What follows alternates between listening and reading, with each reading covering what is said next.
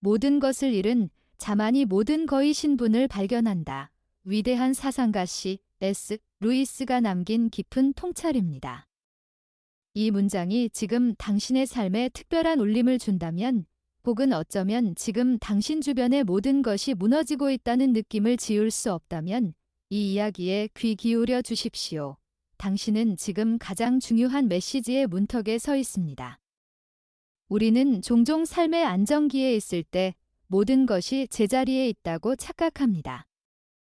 평온한 일상, 견고한 관계, 가득 찬 통장 잔고. 이것들이 영원히 우리를 지탱해 줄 것이라고 믿습니다. 하지만 어느 날 갑자기 그 견고했던 울타리에 균열이 가기 시작합니다. 예상치 못한 질병, 믿었던 사람의 배신, 혹은 경제적인 몰락. 발밑이 푹 꺼지는 듯한 공포가 밀려올 때 우리는 비로소 삶의 진짜 토대가 무엇이었는지 묻기 시작합니다. 오늘 이 짧은 메시지 안에는 당신의 고통이 지닌 진정한 의미를 깨닫게 해줄 4가지 중요한 진실이 담겨 있습니다. 이 진실들을 마음속 깊이 새기는 순간 당신을 짓누르던 고통은 완전히 새로운 의미를 갖게 될 것입니다. 우리의 영혼은 근원적인 질문을 던집니다. 왜 하나님은 나에게서 모든 것을 빼앗아 가시는 것처럼 보이는가? 왜 이 시련을 허락하시는가? 그 답을 오늘 우리는 분명하게 찾게 될 것입니다.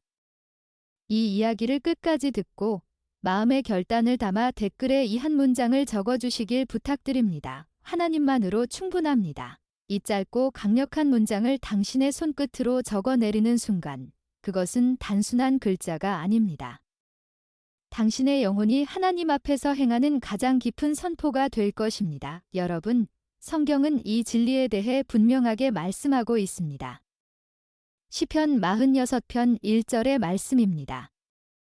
하나님은 우리의 피난처시요 힘이시니 환난 중에 만날 큰 도움이시라. 이 말씀에 주목하십시오. 하나님은 평화로울 때에만 존재하는 분이 아니십니다. 오히려 그분의 존재와 능력은 환난이 없을 때 희미해 보이다가 고통 한가운데서야 비로소 가장 선명하게 발견되는 분이십니다.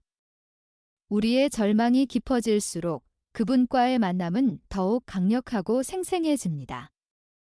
여러분, 우리는 방금 하나님이 환난 중에 만나는 큰 도움이시라는 말씀을 상기했습니다. 그렇다면 이 고통이라는 경험 자체를 우리는 어떻게 이해해야 할까요?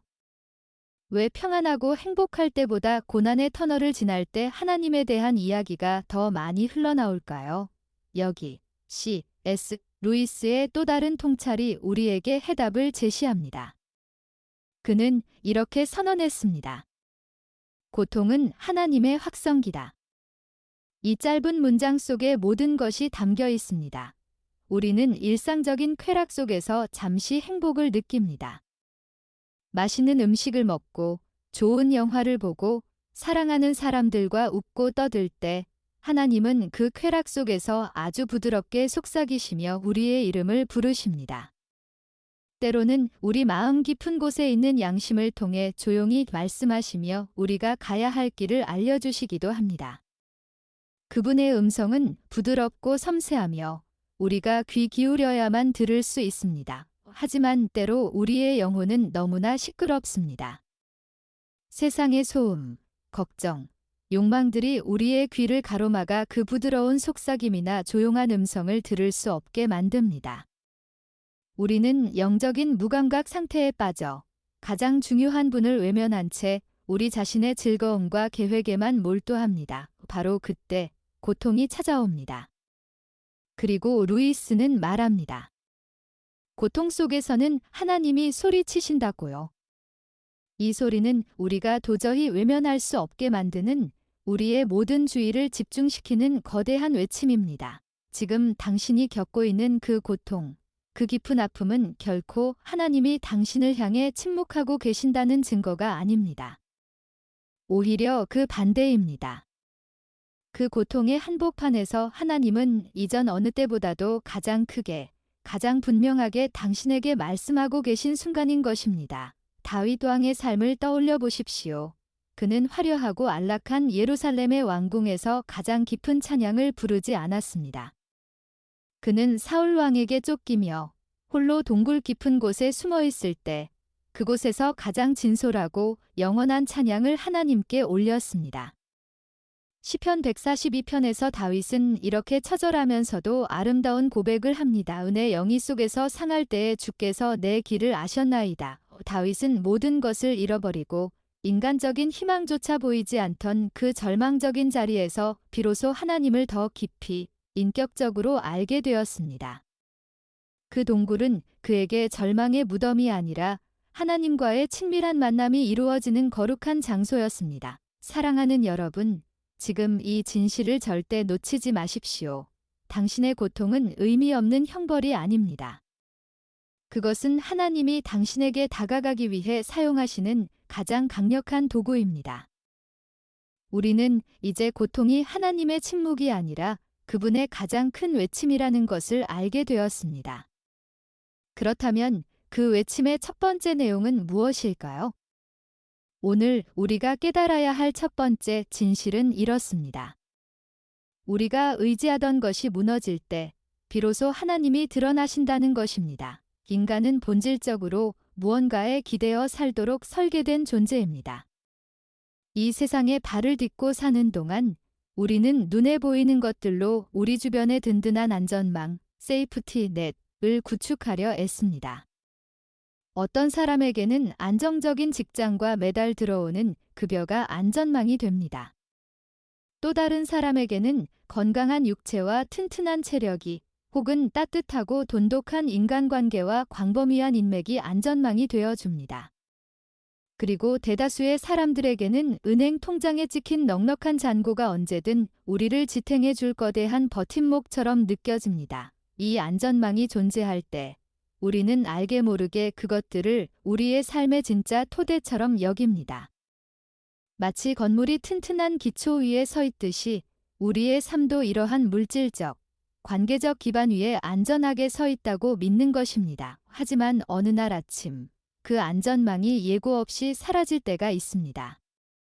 직장을 잃거나 믿었던 사람에게 배신당하거나 건강이 하루아침에 무너져 내릴 때 우리는 극심한 공포에 사로잡힙니다.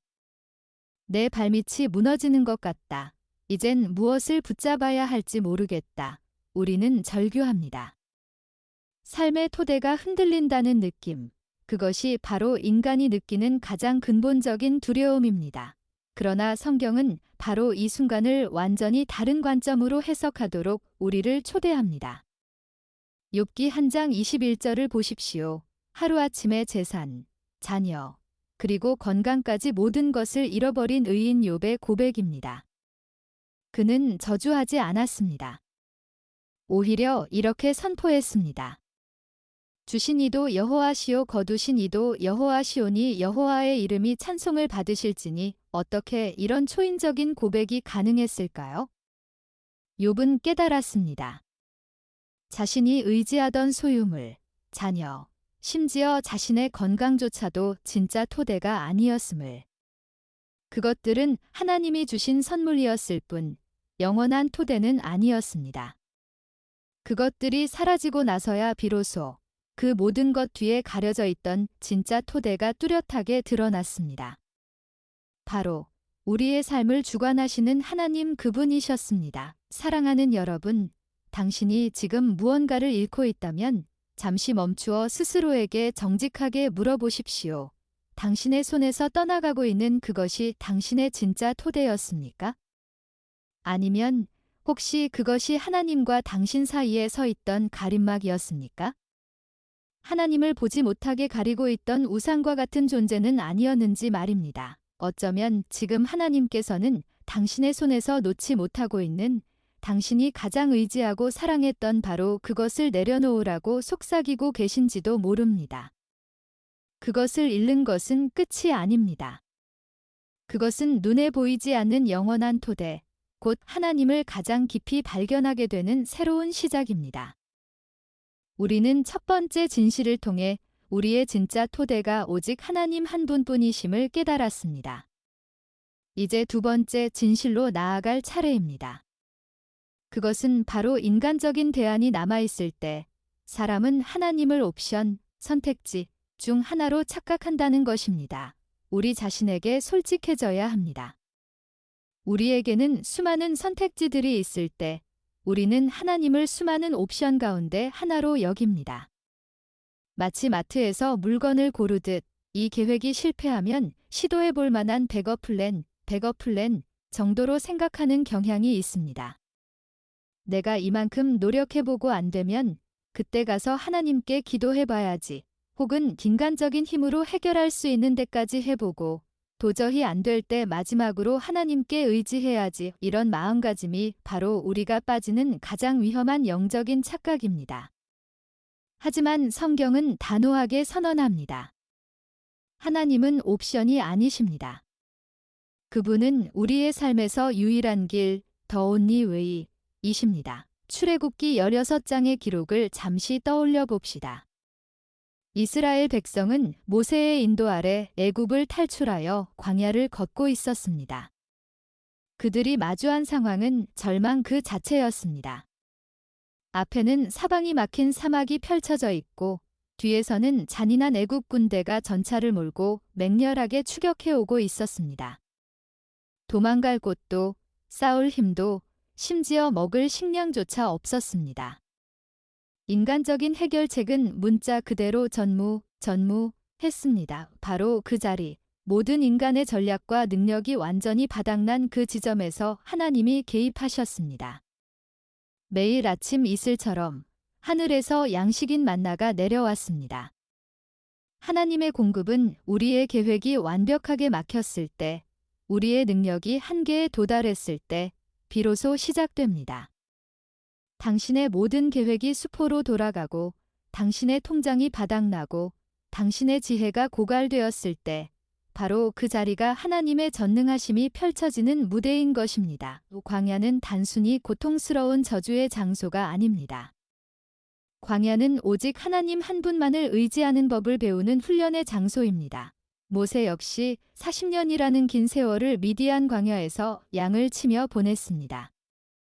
그 시간은 낭비였을까요? 아닙니다. 애굽 왕자로서 누렸던 자신감, 자신의 힘과 능력으로 민족을 구원하겠다는 교만, 그리고 세상적인 지혜, 이 모든 것이 광야의 거친 바람 속에서 완전히 벗겨졌습니다. 모세는 자신의 모든 것을 내려놓고 빈 그릇이 되었습니다. 그리고 비로소 하나님이 마음껏 사용하실 수 있는 겸손하고 온전한 그릇이 되었습니다. 당신에게 묻겠습니다. 지금 혹시 하나님 외에 다른 어떤 대안, 작은 희망이라도 붙잡고 있지는 않습니까? 그 대안이 사라지는 것이 두려워서 하나님께 완전히 맡기지 못하고 주저하고 있지는 않습니까? 두려워하지 마십시오. 하나님의 자원은 결코 마르지 않습니다. 인간의 계획이 끝났다고 해서 모든 것이 끝난 것이 아닙니다. 하나님은 광야에서도 생수가 솟아나는 샘을 여시는 분이십니다. 그분은 인간의 대안이 사라진 곳에서 당신의 유일한 해답이 되십니다. 이제 우리는 고통과 상실의 의미를 재정의했습니다. 그렇다면 모든 것이 사라진 후 찾아오는 가장 날카로운 감정, 즉 괴로움은 어떻게 해석해야 할까요? 오늘 우리가 깨달아야 할 세 번째 진실은 바로 이것입니다. 외로움은 당신을 향한 벌이 아니라 하나님과의 단독 만남을 위한 초대장이라는 것입니다. 혼자 남겨졌을 때 인간은 본능적으로 버림받았다는 감정을 느낍니다. 이 세상에 나 혼자다. 아무도 나를 완전히 이해하지 못한다. 나는 완전히 고립되었다. 이런 생각들이 마치 무거운 짐처럼 마음을 짓누릅니다. 우리는 사람들의 목소리, 관계의 소음, 세상의 인정 속에서 자신의 존재 가치를 확인하려 했기 때문에 그 모든 것이 사라졌을 때 존재 자체가 무너지는 듯한 고독을 경험합니다. 그러나 성경은 이 외로움, 이 고독의 시간을 전혀 다른 시각으로 보도록 우리를 이끌어 줍니다. 마가복음 1장 35절의 예수님의 일과를 보십시오. 새벽 아직도 밝기 전에 예수께서 일어나 나가 한적한 곳으로 가사 거기서 기도하시더니 예수님께서는 낮 동안 수많은 사람들을 만나 가르치고 병을 고치는 바쁜 사역을 감당하셨습니다. 사람들의 환호와 기대로 가득 찬 군중의 한복판에 계셨습니다. 하지만 그분은 그 모든 소음과 인기를 뒤로하고 새벽 일찍 홀로 물러나셨습니다. 왜 그러셨을까요? 예수님은 알고 계셨습니다. 아버지 하나님과의 진정한 친밀함과 깊은 영적인 에너지는 군중 속에서, 사람들의 끊임없는 요청 속에서는 온전히 얻어지지 않는다는 것을 말입니다. 가장 깊고 본질적인 대화, 삶의 방향을 결정하는 힘은 가장 조용하고 고독한 곳에서 오직 하나님과 단둘이 있을 때 일어납니다. 그러므로 외로움은 당신의 적이 아닙니다. 그것은 세상의 모든 소음이 사라진 틈을 타 하나님께서 당신에게만 은밀히 보내신 별표 단둘이 있으라. 별표는 황금빛 초대입니다. 소년 다윗이 양을 치던 들판을 상상해 보십시오. 밤하늘 아래 별빛만이 가득한 그 고독한 밤들이 있었습니다. 그 외로운 시간 동안 다윗은 사람 대신 하나님을 만났고 목자가 되신 하나님과의 깊은 관계를 경험했습니다. 바로 그 경험을 통해 그는 훗날 화려한 궁전이 아닌 그 외로운 들판에서의 깨달음을 바탕으로 이렇게 고백할 수 있었습니다. 여호와는 나의 목자시니 내게 부족함이 없으리로다. 이 고백은 군중 속에서의 인기로부터 나온 것이 아니라 철저히 고립된 시간 속에서 영적으로 단련된 영혼에서 태어난 것입니다. 지금 당신이 홀로 있다면 그 시간을 저주하지 마십시오.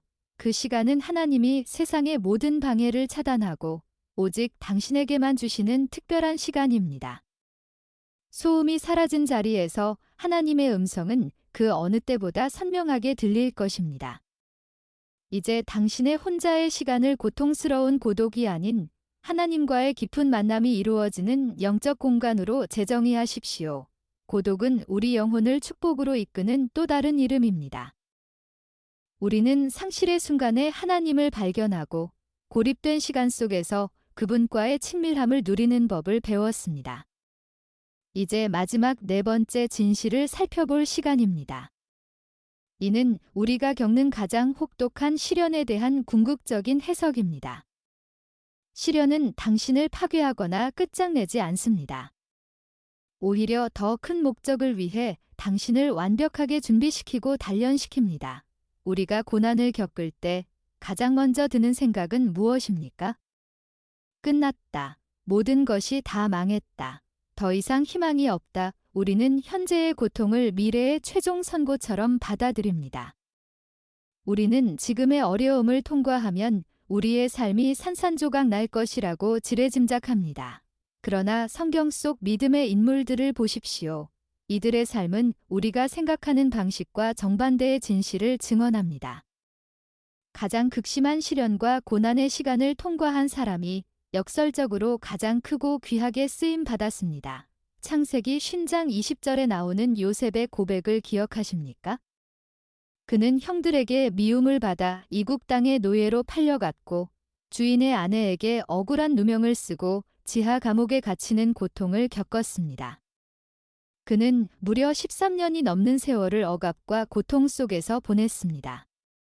인간적으로 본다면 그의 삶은 완전히 망가지고 실패한 것으로 보였습니다. 하지만 요셉은 자신이 겪은 그 모든 고난의 시간에 대해 최종적으로 이렇게 평가했습니다. 형들을 향해 말이죠. 당신들은 나를 해하려 하였으나 하나님은 그것을 선으로 바꾸사 오늘과 같이 많은 백성의 생명을 구원하게 하시려 하셨나니 요셉에게 그 13년의 시간은 결코 낭비가 아니었습니다. 그것은 애굽이라는 거대한 제국의 총리로 서기 위한 필수적인 준비 과정이었습니다. 감옥은 총리의 화려한 관저로 가는 지름길이었고 고난은 축복의 통로였습니다. 감옥에서 그는 행정 능력과 인내심, 그리고 무엇보다 하나님 앞에서 겸손하게 백성을 다스리는 지혜를 배웠습니다. 이 단련의 시간이 없었다면 그는 기근이라는 전례 없는 위기 앞에서 애굽과 수많은 백성을 구원하는 막중한 책임을 감당할 수 없었을 것입니다. 하나님은 우리가 겪는 고통을 결코 헛되이 사용하지 않으십니다. 지금 당신이 겪는 그 어려움, 그 시련 속에 하나님의 거대한 계획이 숨겨져 있습니다. 당신은 지금 부서지고 있는 것이 아닙니다. 당신은 마치 도공의 손에 들린 진흙처럼 빚어지고 있는 것입니다. 뜨거운 불을 통과하며 단단하게 단련되고 있는 것입니다. 당신의 영혼은 더 크고 견고한 그릇으로 만들어지고 있습니다. 현재의 고난을 끝으로 바라보지 마십시오. 그것을 당신의 궁극적인 목적을 향한 과정으로 바라보십시오. 하나님은 시작만 보시는 분이 아닙니다. 그분은 우리의 눈이 보지 못하는 미래를 이미 알고 계십니다. 그분의 전능하신 손 안에서 어떤 고통도 의미 없이 흘러가지 않습니다. 모든 조각들이 합력하여 당신의 가장 아름다운 미래를 만들어갈 것입니다. 사랑하는 여러분, 우리는 지금까지 하나님이 우리의 삶에서 무언가를 빼앗아 가시는 이유, 곧 그분의 거룩한 목적에 대해 깊이 묵상했습니다. 이제 잠시 숨을 고르고 이 여정에서 당신이 반드시 피해야 할 영적으로 매우 위험한 함정에 대해 경고해야 할 때입니다. 지금 하나님께서 당신에게서 무언가를 빼앗아 가셨다면, 혹은 당신의 삶에 거대한 빈자리가 생겼다면 절대로 다른 어떤 것으로도 그 빈자리를 채우려 하지 마십시오.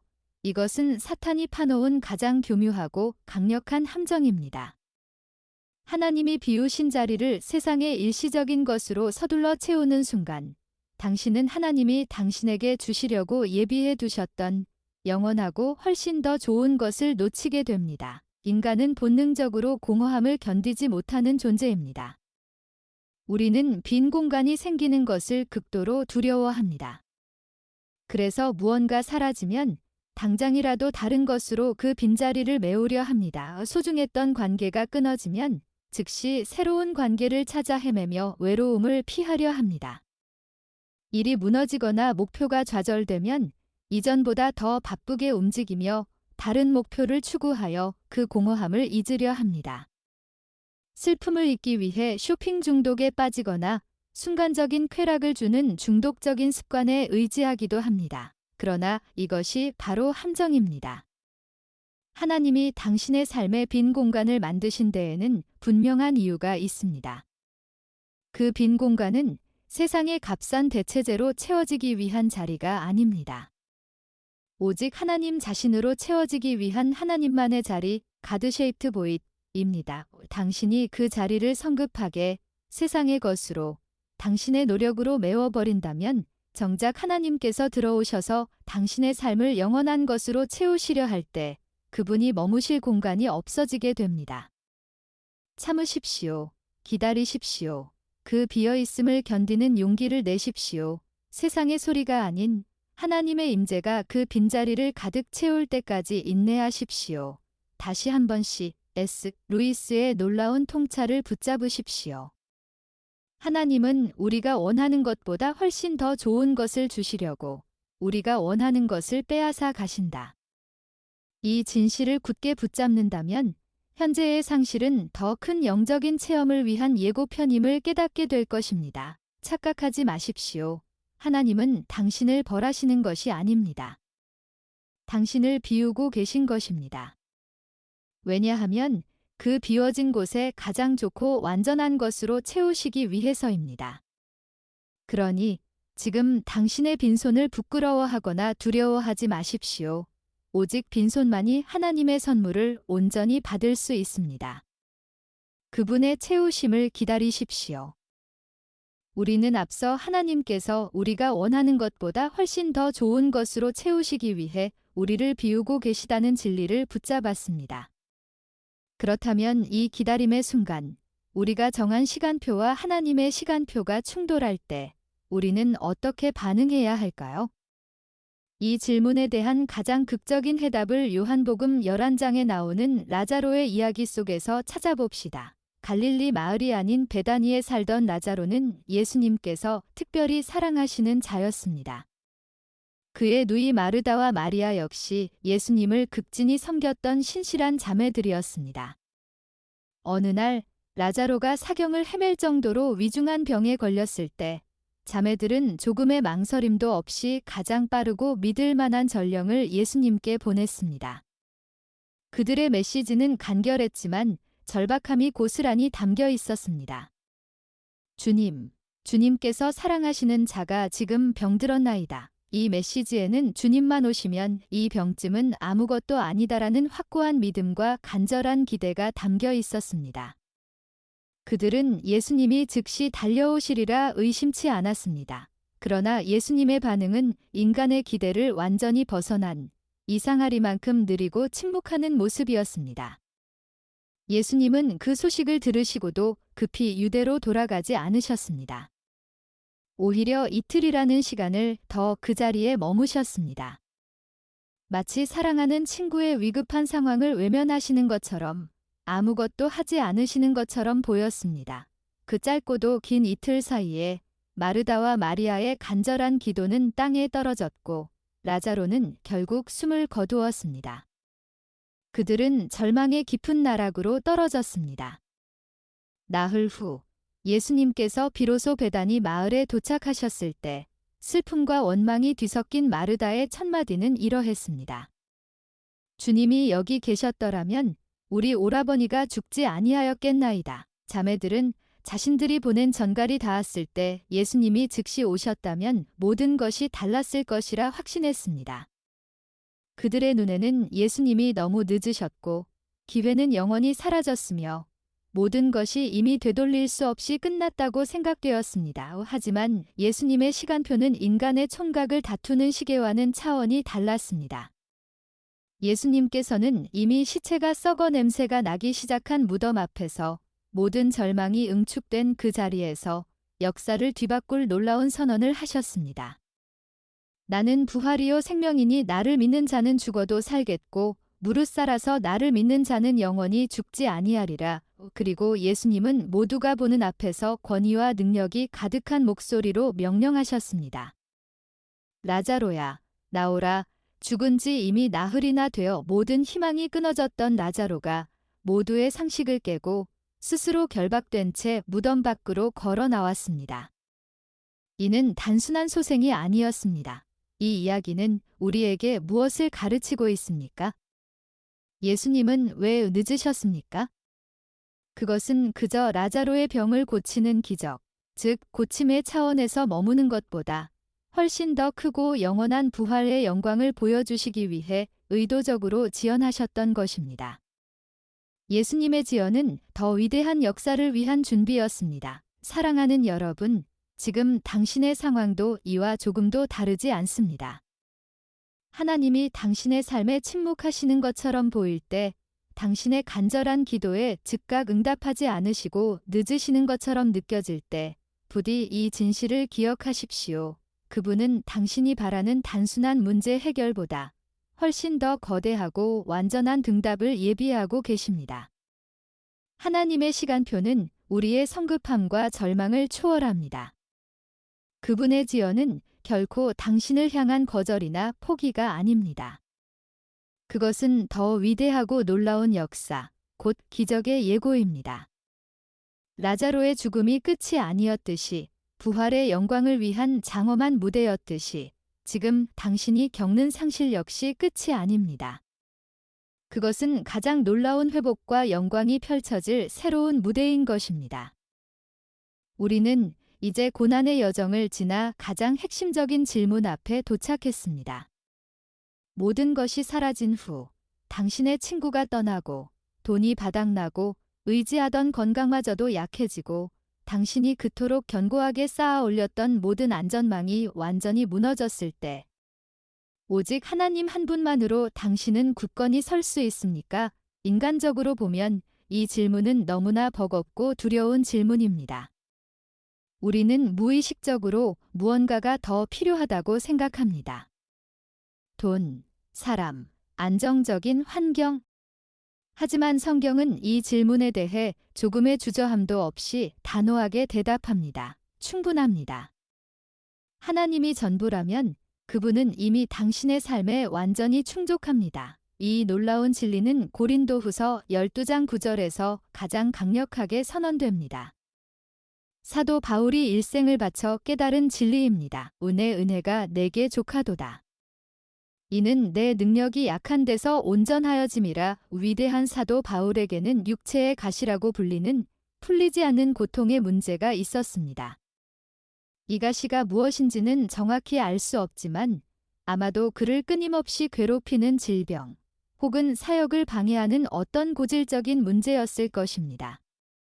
바울은 이 문제를 제거해달라고 하나님께 무려 3번이나 간절히 기도했습니다. 그것은 그의 삶을 짓누르는 고통이었기 때문입니다. 하지만 하나님은 그 간절한 기도를 들어주지 않으셨습니다. 가시를 제거하지 않으셨습니다. 대신 하나님은 상황을 바꾸는 대신 바울의 마음을 향해 이 놀라운 대답을 주셨습니다. 내 은혜가 내게 족하다. 여기서 우리는 가장 깊은 영적 전환점을 발견합니다. 때때로 하나님은 우리의 간구대로 문제를 제거해 주시는 대신 그 문제 속에서도 견딜 수 있는 은혜를 부어주십니다. 상황을 바꾸어 완벽하게 만들어주시는 대신 고난 속에서도 흔들리지 않는 당신 자신을 바꾸십니다. 그리고 바로 그 순간 우리는 깨닫게 됩니다. 내가 기대했던 외적인 해결책보다 하나님의 은혜가 진짜로 충분하다는 것을 약함은 결코 실패의 상징이 아닙니다. 약함은 도리어 하나님의 능력이 당신의 삶에 가장 온전하게 흘러 들어올 수 있도록 열어주는 유문입니다. 우리가 힘이 넘쳐서 이 정도는 내 힘으로 할 수 있다고 자신만만할 때 하나님은 겸손히 한 걸음 뒤로 물러나 계십니다. 그러나 우리가 완전히 약해져서 주님, 이제는 아무것도 할 수 없습니다라고 고백할 때 바로 그때 하나님의 전능하신 능력이 앞으로 나서서 우리의 삶을 이끌기 시작하십니다. 그러니 지금 당신의 연약함 앞에서 낙심하거나 부끄러워하지 마십시오. 오히려 그 약함을 하나님의 능력 앞에 내려놓으십시오. 가장 강하신 분이 당신과 함께 계십니다. 그분의 은혜는 지금 이 순간에도 충분합니다. 사랑하는 여러분, 우리는 이제 긴 여정의 끝에 도착했습니다. 우리는 오늘 삶의 고난 속에서 하나님이 어떤 분이신지, 그리고 그분이 우리에게 허락하신 상실과 외로움 속에 숨겨진 놀라운 목적을 4가지 진실을 통해 깨달았습니다. 우리의 토대는 세상의 물질이 아니라 오직 하나님이시며, 우리의 대안이 사라진 곳에서 비로소 그분의 전능하신 공급이 시작되고, 고독은 가장 깊은 친밀함으로 우리를 초대하며, 시련은 우리를 파괴하는 것이 아니라 더 큰 사명을 위해 단련시킨다는 것을 알게 되었습니다. 이제 이 모든 깨달음을 가슴으로만 간직하지 마십시오. 믿음은 우리의 입술을 통해 선포될 때 가장 강력한 힘을 발휘합니다. 우리가 언어로 고백하는 순간 그것은 단순한 말이 아니라 우리의 영혼이 하나님 앞에서 행하는 가장 강력한 영적인 행위가 됩니다. 그것은 곧 미래를 향한 믿음의 씨앗을 심는 것입니다. 자, 이제 이 순간 눈을 감거나 혹은 조용히 눈을 뜨고 저의 고백을 마음속으로 혹은 입술로 따라 선포해 주십시오. 하나님의 주님 한 분만으로 제게 충분합니다. 저는 더 이상 세상의 안전망을 굳게 붙잡으려 애쓰지 않겠습니다. 주님께서 제 삶에서 무언가를 가져가실 때에도 불평하지 않겠습니다. 그것이 더 좋고 영원한 것을 주시려는 주님의 사랑임을 믿기 때문입니다. 주님께서 비워두신 이 영혼의 빈자리를 세상의 헛된 것으로 채우려 서두르지 않겠습니다. 오직 주님만이 이 자리를 당신의 영광으로 가득 채워주시기를 인내하며 기다리겠습니다. 외로움을 두려워하지 않겠습니다. 이 고독의 시간이 주님과 단둘이 깊은 친밀함을 누리는 가장 거룩한 시간임을 신뢰합니다. 주님의 시간표를 전적으로 신뢰합니다. 지금의 지연이 더 놀라운 기적과 회복을 준비하는 주님의 완벽한 계획임을 믿습니다. 저는 선포합니다. 주님은 제 삶의 전부이시며 오직 주님 한 분만으로 충분합니다. 이 고백을 마친 당신의 영혼에 평강이 깃들기를 축복합니다. 그리고 당신의 주변에 지금 고난의 깊은 터널을 지나고 있는 이웃이 있다면 이 메시지를 그들에게도 공유해 주십시오. 모든 것을 잃어버리는 바로 그 순간이 가장 중요한 것을 얻게 되는 시작임을 기억하십시오. 당신의 영혼이 오직 하나님만으로 만족하는 복된 삶이 되기를 진심으로 축원합니다.